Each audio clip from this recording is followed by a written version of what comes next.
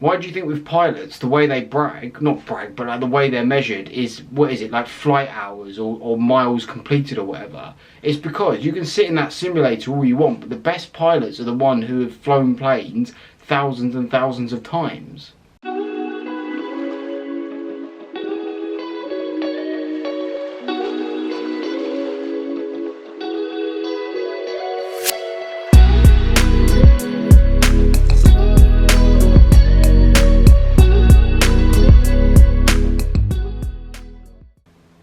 Hello guys, how are we? For those of you new here, I'm a psychology student trained to be a therapist, so on this channel we talk about positivity, mindset, well-being, mental health and all things like that. So if that sounds of interest, stick around. Today I want to talk about a really important topic, and that topic is growth basically, and how we get there. This has been inspired by a few things that I'll talk about in a minute, but I want to sort of go back to basics. Practice makes perfect. Probably one of the oldest sayings to ever exist, and you know, contrary to popular belief, people back in the old days actually knew what they were talking about, and there's a reason that that saying is so well known. One of the things that this video was inspired by is a conversation I recently had with my best friend the other day, and we were just talking about how so many people these days try and reinvent the wheel to just make things easier and basically just being lazy. And like I always say, there is nothing wrong. I always want people to like try and work things out for themselves to an extent, and don't just follow blindly and always question things. All that is fine, but I think quite often there have been long proven methods of doing things and they work, and people just don't like it because they're like, well, that sounds like it's going to be really long and difficult, I want to find a nice easy way. How many YouTube videos are like 5 hacks to do this or do that, or life hacks, or this miracle diet, or whatever? The reality is, the near and the only, but certainly the best proven way of getting better at anything and growing is repetition, time under tension. And the second thing that inspired this video is from the book Atomic Habits by James Clear, a book that I'd highly recommend. I will do, because I've been asked for that, I will do a book recommendation video at some point. But anyway, side note.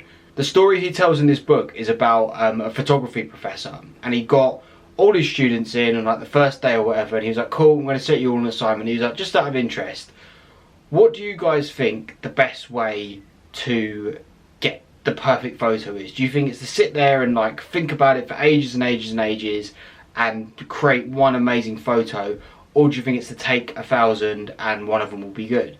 And people like put their hands up for different things, and he set those, each of them, according to what they voted in the assignment. So one half got scored on how many photos they took. Didn't matter how good, how bad they were, they just had to take as many photos as possible for this project. The other guys could produce one photo if they wanted. It only had to be one, but they got marked on quality. It had to be the absolute best quality photo they could take. And what was really interesting is the guys who took 1,000 photos not only obviously took more photos, they also had better quality. And that is because you can only learn a certain amount through theory. You can only prep and read a certain amount. The best way, the reason their photos were actually better than the guys who sat there for ages and did all the lighting and thought about everything for hours and hours, is they took 500 photos or whatever, and as they took each one, they went, oh, the lighting's not right there, take another one. Oh, this isn't right there, take another one. They learn by just doing it over and over again. And like I say, that has always been the common knowledge of the best way to get better at anything, is to do that. The same way athletes, especially people who do athletics and stuff like that, will practice the smallest little adjustments. They'll do, like, like javelin, for example. They will just throw a javelin again and again and again for 8 hours a day, every day for 4 years between Olympics, just to maybe gain that extra yard. And yes, it is boring, but the reason they do it is because that is what makes you better. Like I say, you can do all the theory you want, you can do all the reading on whatever topic it is that you want to do, but the only way you're actually going to get any better is if you put that practice into theory. Now, don't get me wrong, I do think prep is important, and it is stupid to just go into something completely blind if you can learn, I don't know, the basics. Like the photography example, it would be stupid if they spent the first day working how to switch on a camera. For example, no one would take a day to work and switch out a camera, but you know what I mean. Once you've got the absolute bare minimum you need to practice doing something, the best way to learn is to just keep practicing it. Another stupid example, but something that I actually had in my life, cooking an omelette, right? Sounds like the stupidest thing in the world, and it is really easy. But the example I would give is, if you said to someone, right, I want you to cook me the perfect omelette, and they had 3 hours to do it, or whatever it is, what do you think would be the best use of that 3 hours? Do you think it would be better if they spent the first 2 hours or 2.5 hours reading recipe books, like watching YouTube videos of how to cook the best omelette ever? Or do you think it would be the best use of time to go down the shops, buy like 50 eggs and just practice omelettes until you made one that was good? Who do you think would have the better one? Obviously the person who made like 500 omelettes or whatever. Why do you think with pilots, the way they not brag, but like the way they're measured is, what is it, like flight hours or miles completed or whatever? It's because you can sit in that simulator all you want, but the best pilots are the ones who have flown planes thousands and thousands of times. As always, when I'm speaking about something on this channel, I'm speaking about it from experience. And if you guys have been following, like the last couple of months or so, you guys know that I've actually managed to finally shed like quite a bit of weight this year. Like, I've always been okay, like in terms of slow progress, but this year I've sort of really done a lot better. And I was someone who spent ages trying to reinvent the wheel, like trying to find these. I was never like a pill or diet, like miracle diet person, but I was always like, oh well, maybe if I just did this or did that. The only thing I've done this year that has helped me lose this much weight this quickly, I've drunk less, eaten less and moved more. That is it. I've massively narrowed down how much alcohol I'm drinking. I've really thought about my calorie consumption, and I've started going for runs or making sure I hit 10,000 steps a day. That is all I've done, and it's got to the point now when I do those things, I struggle to put weight on.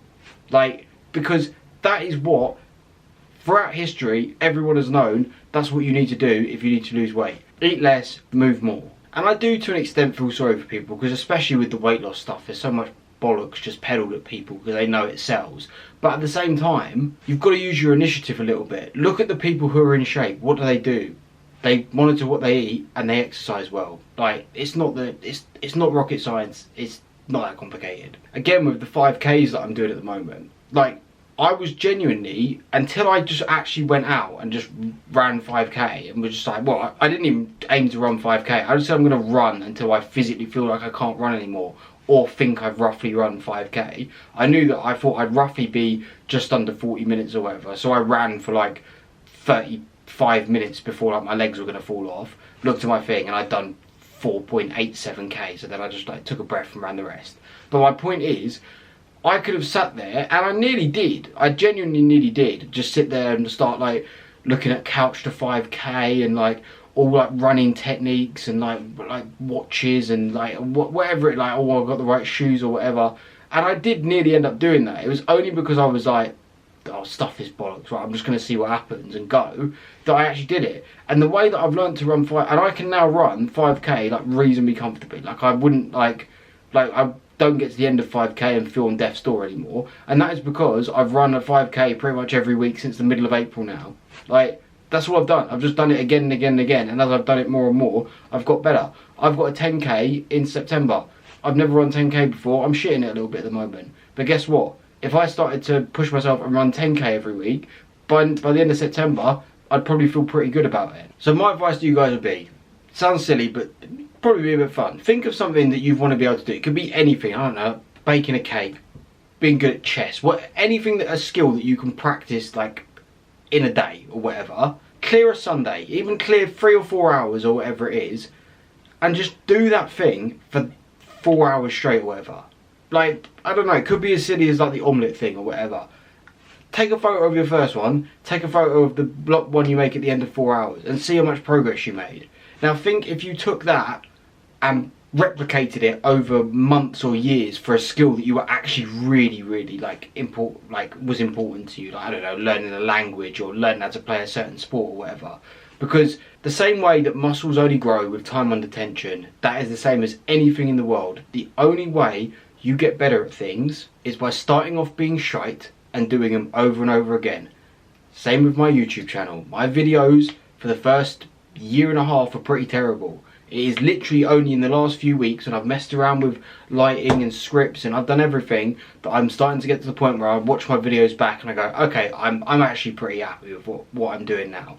But if you watch any YouTuber ever, their advice will be, just start making videos. They are going to be terrible at the start, no matter what. But by the time you've made 100, 200, I don't know, because I've got rid of loads, but this one now is probably something like my 250th or something like that. Now I'm starting to get to the point where my videos are okay. I think I've made my point. Thank you for making it all the way to the end. I do appreciate you guys who stick around. If you did find any of it useful, please do consider liking, subscribing. As always, comment any other thoughts you have below. I drop 2 videos every week. My socials are also in the bio if you want to follow me on Instagram. Like I said, posting pretty much, not pretty much, I'm posting daily there at the moment. So feel free to pop over there, ask any questions or anything like that. And I will see you in the next one. Until then, take care, guys.